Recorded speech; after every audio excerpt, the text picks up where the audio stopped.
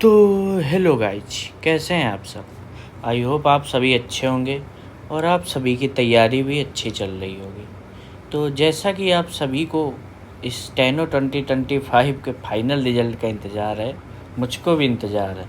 लेकिन कई भाई लोग पूछ रहे हैं कि भाई अभी भी पूछ रहे हैं कि भाई बता दो कितनी कट ऑफ जाएगी, क्योंकि आज सुबह मैंने एक पोस्ट प्रेफरेंस की मैंने RTI लगाई थी, उसका रिप्लाई आया है जिसमें से 10,000 लोगों ने फॉर्म फिल किया है।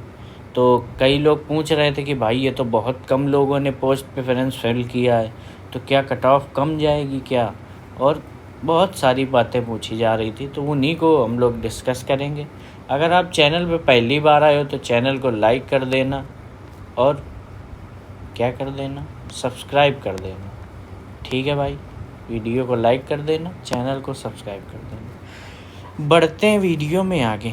तो मैं बताना चाहता हूँ सबसे पहली बात कि मैं ऑलरेडी एक बार वीडियो बना चुका हूँ 3 महीने पहले। बहुत पहले मैंने बनाई थी ये वीडियो, ठीक है, 3 महीने पहले जब हो गया था उसके बाद बनाई थी, स्किल के बाद। अब बात करें कि मैंने कौन कौन सा डाटा अपने यूज में लिया है इन सब के लिए।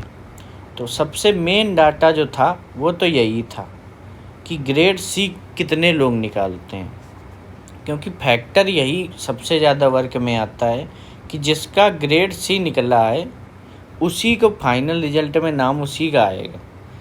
आप देख सकते हैं, जैसे URSC की बात करें तो 138 थी ग्रेड सी में, ये 2024 की बात बता रहा हूँ मैं, और उसी की 148 गई है।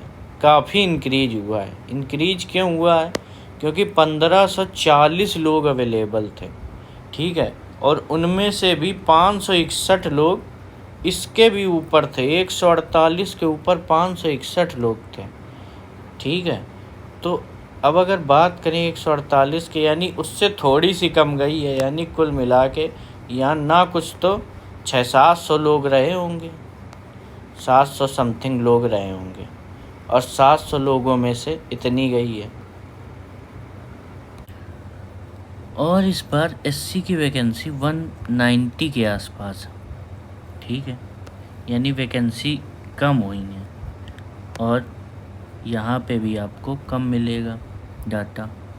तो बात करें कि इस बार SC की कितनी रह सकती है, तो SC की 140 के तो भाई नीचे रहनी है, ऑब्वियस बात है, लेकिन 135 से ऊपर रहनी है। 135 से ऊपर रहनी है, 140 के नीचे रहनी है। सेफ स्कोर क्या होगा? तो SC का जो सेफ स्कोर है वो होगा 138, 139। जितने भी लोग इस रेंज में SC से हैं उनका सिलेक्शन हो सकता है। अब अगली बात करें ST की।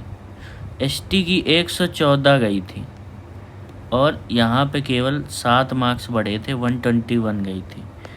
इसमें बात करें तो 42 लोग थे जो ST के इससे ज़्यादा मार्क्स लाए थे 148 से, लेकिन उनका कुछ खास पड़ा नहीं। तो ST में खास फ़र्क इसलिए नहीं पड़ता है क्योंकि स्किल निकालने वाले लोग कम हैं उसमें, मेन बात तो है ये।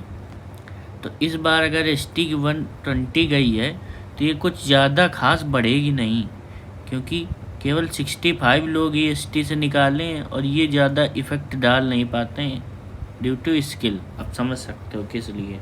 और ये ज़्यादातर लोग वही होते हैं जो CGL वाले होते हैं, वो अपनी प्रैक्टिस के लिए दे देते हैं, उनका तो काम ही है। तो इससे कुछ खास फ़र्क पड़ेगा नहीं। तो अब जाएगी कितनी? तो SC की मेरे हिसाब से 120 से तो देखो प्लस जानी है। कितनी प्लस जाएगी? मेरे हिसाब से 120 से आप 3 या 4 नंबर बढ़ा लो, ठीक है। ST की ज़्यादा जाती नहीं है, क्योंकि ऊपर भी ज़्यादा लड़के हैं नहीं, केवल 65 लड़के हैं, और पोस्टें भी आपके पास अच्छी खासी रहती हैं ST में।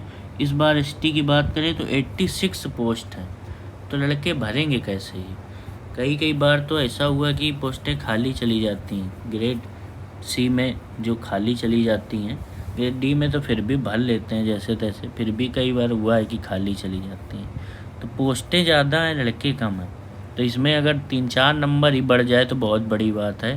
तो अगर 120 ये गई है तो फाइनल एसटी की आपकी इसी के आसपास जाएगी, 123 से 124 के आसपास। ठीक है, अब बात करें ओबीसी की। ओबीसी की आप देख सकते हैं कि 148 गई थी पिछली बार। ये हटा दे कट। ओबीसी की 148 गई थी, जिसमें 2650 लोग थे। इसके अलावा 2500 लोग ओबीसी के इसमें भी थे, जिनके 148 से ऊपर थे। पिछली बार लोगों ने अच्छा स्कोर किया है, वो आपको डाटा भी बता देगा कि आप देख सकते हो 170 से ऊपर 60 लोग थे, और 160 से ऊपर 700 लोग थे, 155 के ऊपर 1500 लोग थे। और इस बार क्या हाल है, 150 से ऊपर केवल 90 लोग हैं।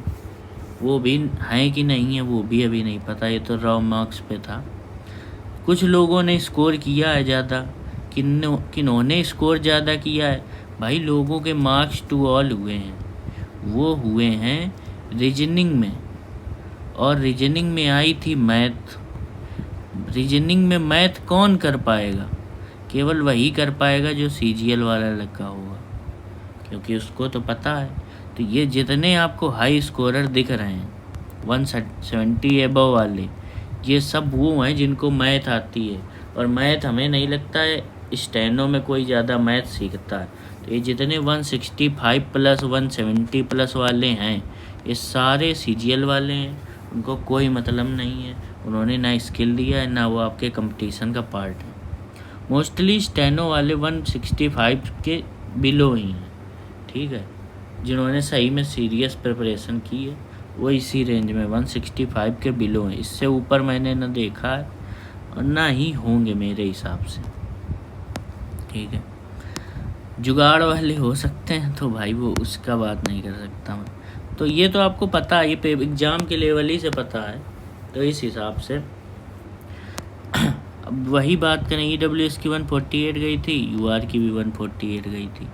जब इन तीनों की आप देख सकते हो सेम एकदम गई थी, और यहाँ पे फाइनल में भी आप देखोगे एकदम सेम गई है, 152 152 152। ठीक है, यानी 4 मार्क्स बढ़े हैं सब में, 4 मार्क्स सब में बढ़े। तो अब इस बार क्या होगा, इस बार तो ऐसा नहीं हुआ है, क्योंकि 141 गई है ओबीसी की, 137 EWS की गई है, और 142 UR की गई है।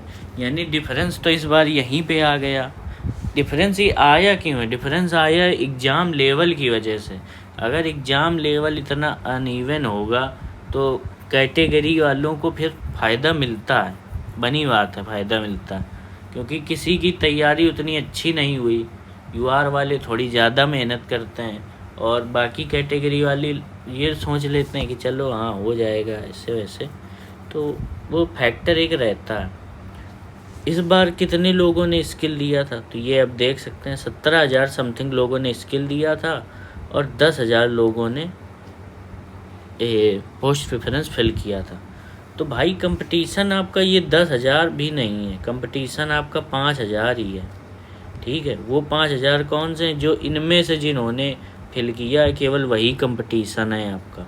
इनमें से सब में फिल भी नहीं किया होगा, क्योंकि सब देने भी नहीं गए होंगे।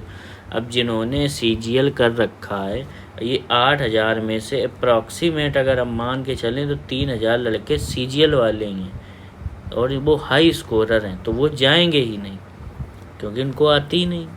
क्यों नहीं आती, अब ये आप कहोगे कि ये सब तो फालतू में बोल रहे हो आप, नहीं है सीजीएल वाले। तो भाई मैं भी एक सीजीएल एस्पिरेंट ही था, ये तो मेरा स्टेनो है। जब बैकअप मैंने लिया था और पढ़ाई की थी, मेरा सीजीएल था, मुझे पता है, मैंने कई बार एग्ज़ाम दिया। मैं तो ऐसे, वो पहला एग्ज़ाम होता है तो लोग टेस्ट करने जाते हैं, लेकिन वो लोग स्किल लेने नहीं जाते। मैं भी नहीं जाता था जब मुझे नहीं आती थी स्टेनो। ठीक है, तो यही सब था, और डिटेल में जाननी है तो आप ये वीडियो देख सकते हो। अब बात करें फाइनल की हो क्या सकता है, तो भाई मेरे हिसाब से अब ये जो डाटा देख रखे, ये मैंने उसी वीडियो में बनाया था 3 महीने पहले। मैं अभी तक उसी में, लोगों ने 5-5 बार वीडियो बना दी हैं।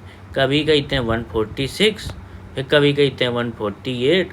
अभी तक तो डर भर दिया था लोगों के कि 150 जाएगी, उससे नीचे आएगा ही नहीं, 150 से नीचे कटाव नहीं जाएगी, ऐसा भर दिया था।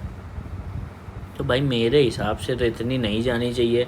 अगर सब कुछ फेयर तरीके से हुआ होगा तो कट ऑफ इतनी ही जाएगी। यूआर के लिए 146.5 वाला सेफ है, और ईडब्ल्यूएस और ओबीसी के लिए 145.5 वाला सेफ है।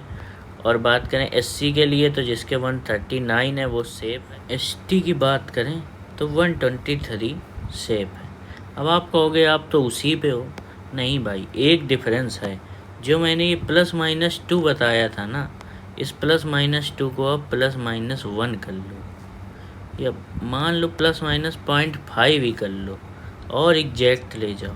क्योंकि भाई इससे ज़्यादा अगर जा रही तो स्कैम है। मेरे हिसाब से मैंने जितना एनालिसिस किया है इतनी ही जानी चाहिए। जो जिसका स्कोर इतना है वो सेफ है। ठीक है भाई, तो आई होप आप सभी को वीडियो समझ में आ गई होगी। क्या इन चीज़ों से इस पे इफ़ेक्ट पड़ा है? हाँ पड़ा है। वही तभी मैं बता रहा हूँ, इन चीज़ों से केवल यही इफ़ेक्ट पड़ा है, लोगों ने कम फिल किया है। कम लोगों ने इसलिए फिल किया है क्योंकि लोगों के जिनके मार्क्स कम हैं तो वो क्यों फालतू में फिल करेंगे, या फिर उन लोगों ने फिल नहीं किया है जो सीजीएल वाले हैं। पहली बात तो उन्होंने स्किल ही नहीं दिया, इसीलिए जो 17,000 वो अपीयर हुए हैं, तो वो भले एक बार अपीयर हो गए होंगे, वहाँ जाके देखा होगा उन्होंने, फील लिया होगा कि हाँ कैसा होता है, लेकिन वो सब यहीं खाली हो गए। 17,000 में से केवल 10,000 ही बचे। उन्होंने केवल फील ले लिया, लेकिन उन्होंने फिल नहीं किया। मैंने भी किया, इसलिए मैं बता रहा हूँ, क्योंकि मैं भी सीजीएल की तैयारी करता था। मैं केवल क्या करता था, एग्ज़ाम देता था। ठीक है, एग्ज़ाम क्यों देते हैं? क्योंकि भाई पैटर्न समझ में आ जाए कि क्या चल रहा है। जब आप शुरू में आप सारे एग्ज़ाम देते हैं, सब की बात बता रहा हूँ, तो एग्ज़ाम में देता था, इसके बाद मैं भूल जाता था कि कुछ हुआ है। एक बार क्या हुआ, मैंने एग्ज़ाम दिया, मैंने सोचा लाओ ये देखें चल के कि क्या होता है वहाँ पे जाके। तो मैंने एग्ज़ाम दिया, लेकिन मैं वहाँ गया, वहाँ बैठा रहा, कुछ समझ ही में नहीं आ रहा कि क्या बोल रहा है। 2023 की बात कर रहा हूँ मैं। मार्क्स थे मेरे, लेकिन मुझे वहाँ कुछ अता पता नहीं था, इसलिए मैंने पोस्ट प्रेफरेंस नहीं फॉर्म फिल किए। वही ये बच्चे हैं कि 17,000 लोग देने तो गए, वो बैठ तो गए हैं जाके, लेकिन उन्होंने पोस्ट प्रेफरेंस फिल ही नहीं किया। और ये सारे बच्चे हाई स्कोरर हैं, ये भी बता रहा हूँ। मोस्टली बच्चे या तो हाई स्कोरर हैं या तो लो स्कोरर हैं। ये 7,000 जो बच्चे बाहर हुए हैं, इनमें से ज़्यादातर या तो एकदम हाई स्कोरर हैं और या एकदम लो स्कोरर हैं। यानी इसमें 170 वाले भी बच्चे हैं, और 117 जिनके एकदम बॉर्डर पे डी निकला होगा वो वाले भी बच्चे हैं, क्योंकि उन्हें पता है कि होना है नहीं, तो वो वाले भी बच्चे हैं। ठीक है, तो आई होप आप सभी को समझ में आ गया होगा कि ये लोगों ने कम क्यों फिल किया है। तो मेरे हिसाब से ये रहेगी आपकी कट ऑफ। अगर आप इस रेंज में हो तो भाई हो सकता है आपको बिल्कुल आपकी मिठाई तैयार रहनी चाहिए। बाकी अगर जो कोई जिनके बहुत ही कम है, जो 4-5 नंबर कम है जिनसे, तो वो भाई अगली बार की तैयारी करो, इस बार आपका कोई चांस है नहीं। ठीक है, आई होप आप सभी को वीडियो समझ में आ गई होगी। तो वीडियो को लाइक कर देना और चैनल को सब्सक्राइब कर देना।